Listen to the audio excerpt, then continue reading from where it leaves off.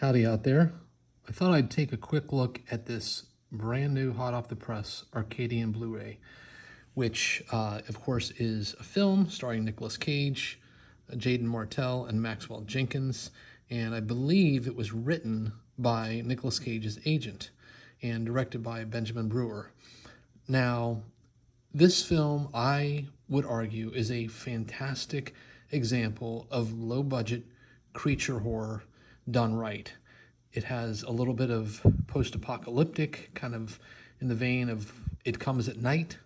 It has a little bit of The Thing in it.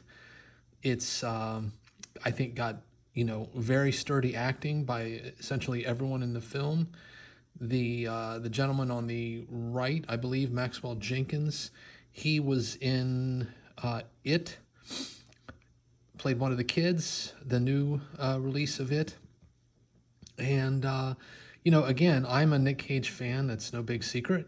But I think he's been on quite a roll of late, picking some very interesting projects, doing great work, and ultimately showing, I think, the film community at large just how talented and diverse he is. It's my understanding that he was actually, Nick, that is, was actually pretty involved in the creature design itself, which I say kudos to him because I think that's one of the strengths of this film. Again, it's a post-apocalyptic movie, survival movie, where Nicolas Cage plays the father of these two fraternal twin brothers. And it seems as though basically people have come to just sort of live with these creatures that appear to only come out at night. And they essentially are able to kind of move about the cabin during the day without too much fuss. But at night, that's a different story altogether. And, there's not many people around. Society has essentially collapsed.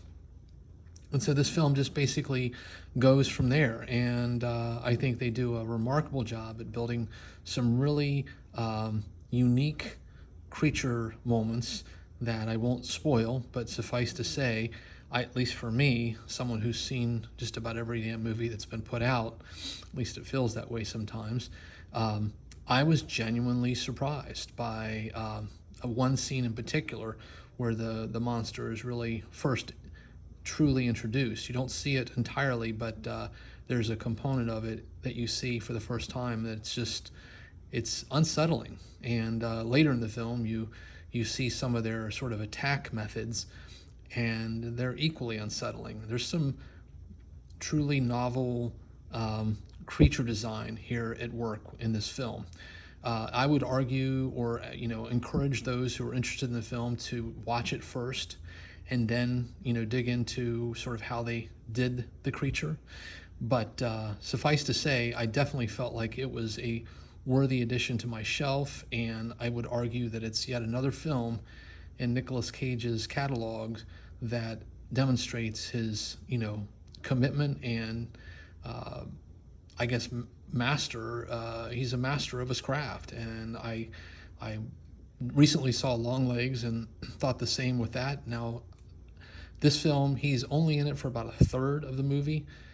Longlegs, of course, I don't think he has more than like maybe 5 or 10 minutes of screen time, but he still makes an indelible impact. I think just such a terrific actor, highly underrated.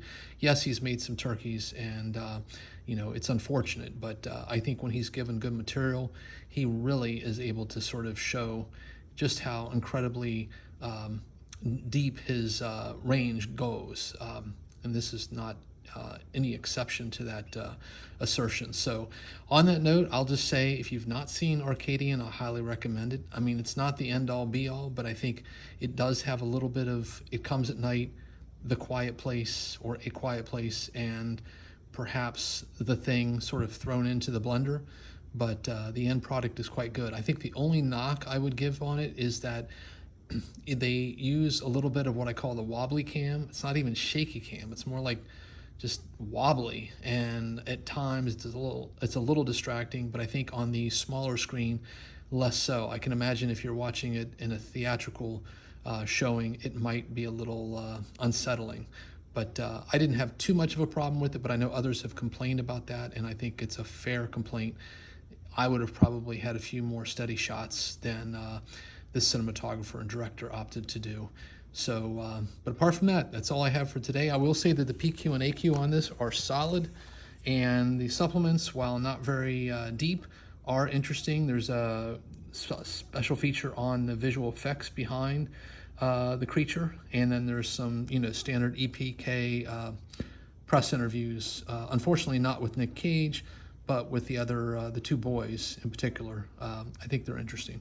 So on that note, please do take care out there, everyone. Stay safe, be kind, and by all means, keep watching good cinema.